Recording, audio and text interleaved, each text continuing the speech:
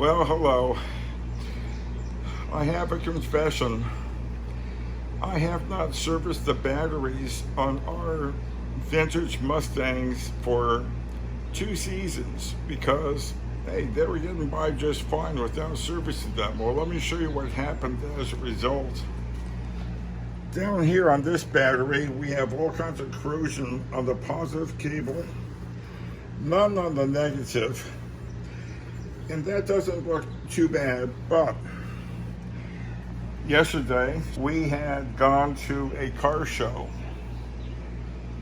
The Mach 1 started up just fine, ran fine. Later on it grunted a little bit when I tried to fire it up, but it started. I noticed that the voltage from the battery was only 10.8 volts until the car was running. Then it would be 12.7, 12.8. So that told me that either we had a bad connection to the battery somewhere, or I have a dead cell in the battery. Well, the battery itself isn't all that old, and it's not being used every day. So I determined that it's probably corrosion, and I'll take care of it. Now,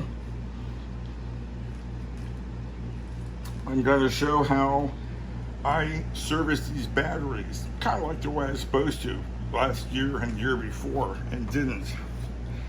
Now, normally, because there's not a whole lot to clean up, I'll just use baking soda and water, paper towels, and I'll neutralize any acid on the battery terminals.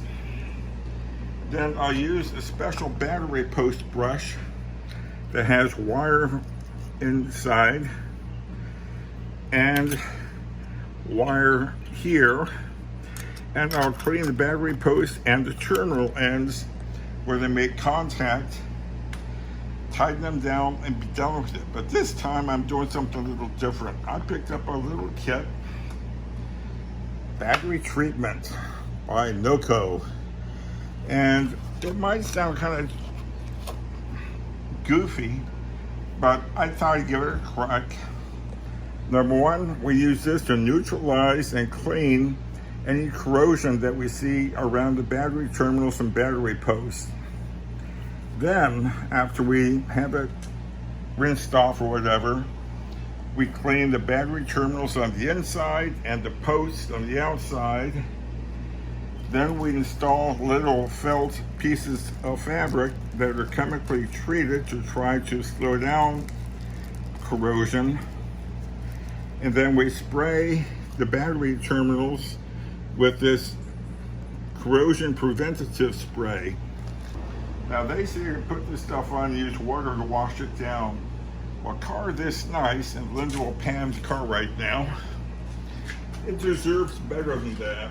I'm not going to be rinsing water, especially with corrosive elements in it, down under the battery tray, because it would cause that part of the car to rot out or rust out faster than it otherwise would, and it looks bad.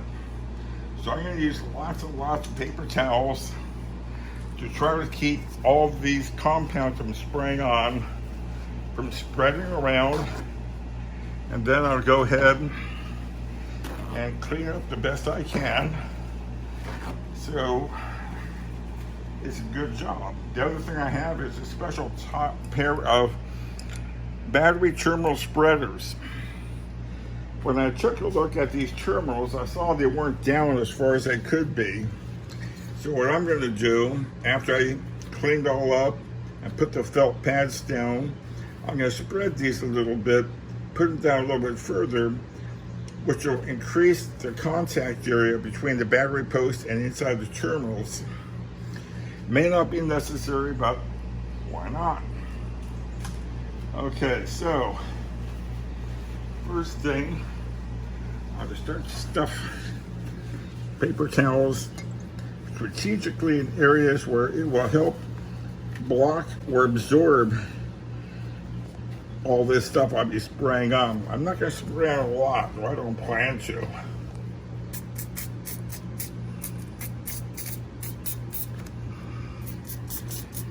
Now, something that I found over the years is it's a good idea to clean the top of the battery, because a film will build up here, and if it gets to be enough, it'll actually carry a current and slowly drain the battery.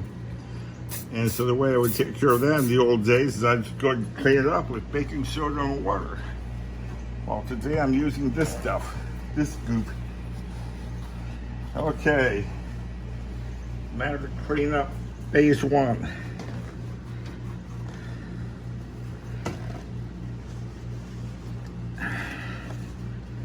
Boy, that's a lot of junk down there.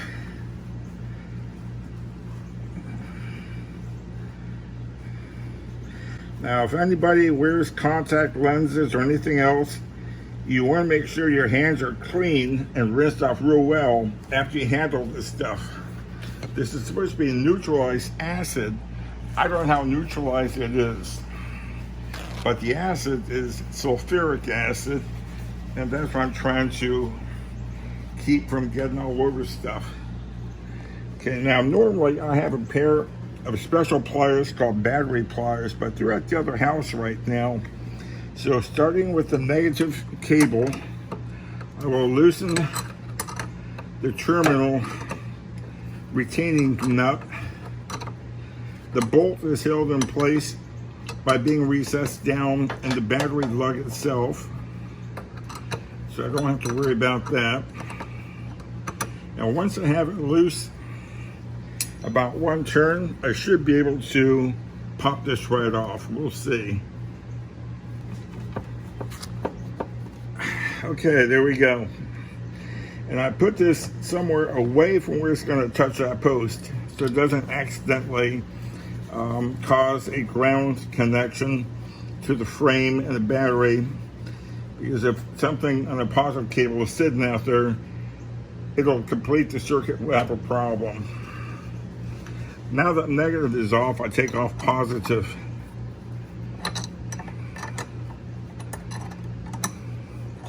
And same thing, just to make it loose, I don't have to take the nut completely off. And hopefully this will come off fairly easy. Now it's loosened. These aren't the proper pliers to be using. It's the closest I had to what I normally would be using. I may have to get some bigger pliers to get more leverage on here. Okay, I got some much bigger pliers to do this. There we go. That's what it took. Wipe off any of the corrosion inhibitor. Okay, now I'll go ahead and finish mopping up the spray from here.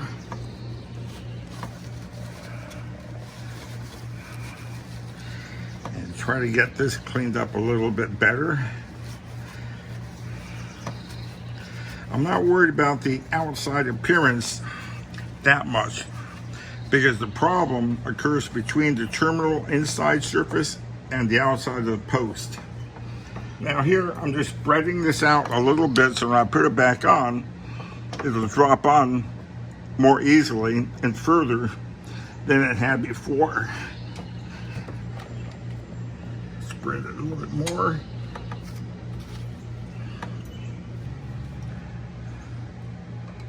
Now the negative post is smaller in diameter, so it takes a little more to get inside there. Okay, got it. Put these over here. Hope me not forget them. Now it's time to clean the battery post with this wire brush. I simply go down, twist, and if Lynda can get a look down there, you see that the post is a lot cleaner than it had been.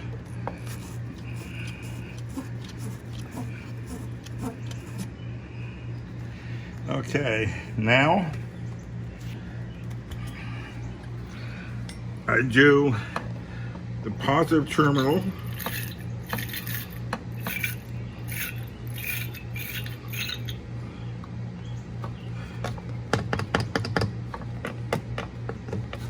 and the negative terminal.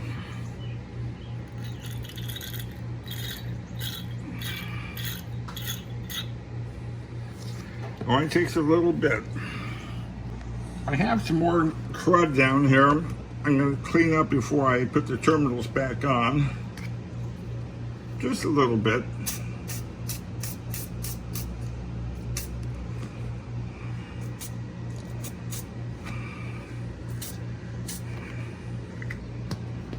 Doesn't take much of this stuff.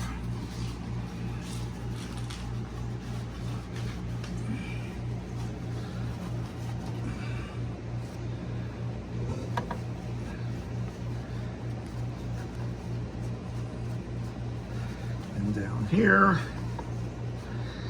mop it up real good. That looks better. That's looking much better, I think. See what Lynda thinks. Beautiful. Now we have these little felt pieces. Now some kits with felt pieces like this, chemicalized felt, will be red and green or blue or some other color. These are both the same color. They're saturated the same chemical compound, so I'm not going to worry about, gee, it's not the same as what I've seen in the past. It's just different. I'll start with the positive terminal. Put that on. Now, I can tell this is seated a little bit further down than it was before. Not much. Now, I go ahead and I tighten this up. And it doesn't have to be super tight. Snug is all it takes. I've seen where people have tightened this down to where these pieces come close together and then you have a crack in the lug. We don't want that. Okay, now for the negative. That's a lot more flush than it was before. Before, it stood up about 1/8 of an inch. Tighten it just enough to be snug. No need to over tighten it.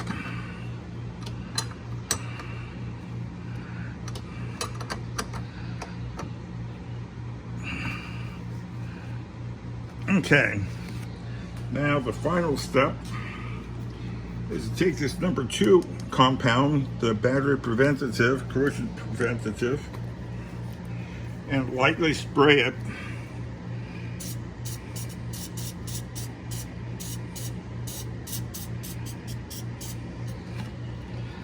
on the terminals.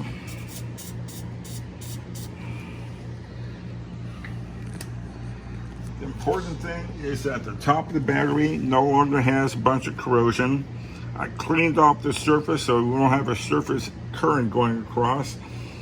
This is going to be good. Now, this battery's been sitting all night. It hasn't been charging that much, but I'm going to do a load test on this battery since we're here. And I need to get the equipment, and I'm going to have Lynda put us on pause for a few moments. What we have here is a piece of equipment called a carbon pile load tester. And I've got cables that go to clamps that are on the battery, positive and negative. This works in 6, 12, and 24 volt systems for foreign cars, golf carts, go-karts, automobiles and small trucks, light trucks, and then big trucks. And we're seeing no amperage going across these cables yet.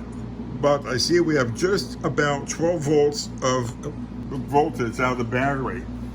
Yesterday, when I was running, it showed 10.8. So I'm sure the problem was the resistance because of the corrosion, especially the positive terminal. Now, the idea of your train load tester is pretty easy.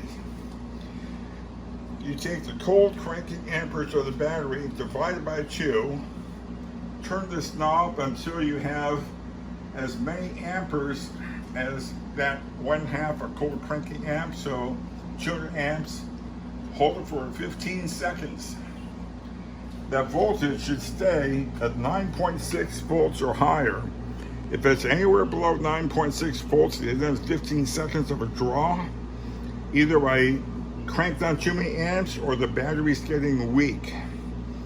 So I'll put on 200 amps up here, and then I'll count.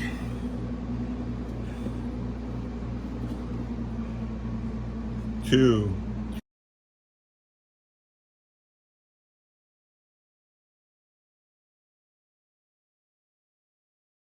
3, 4, 5, 6, 7, 8, 9, 10, 11, 12, 13, 14, 15.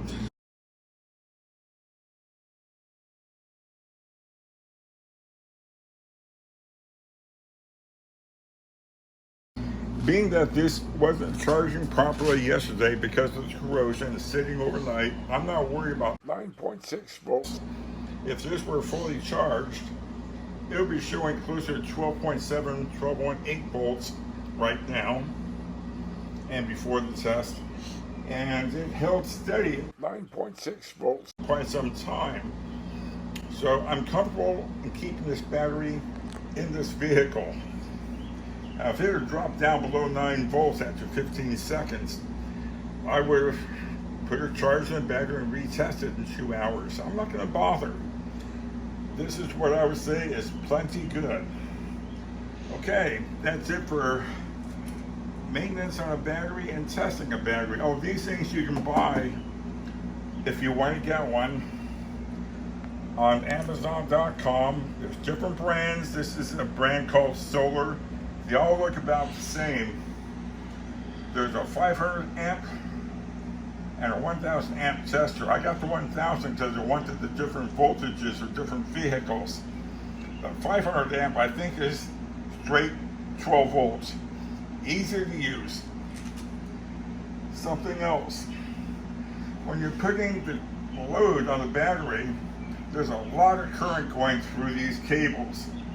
If it is possible for these units, if the balloon is kept on longer than 15 seconds, to build up a lot of heat, and you might see smoke coming out of it a little bit.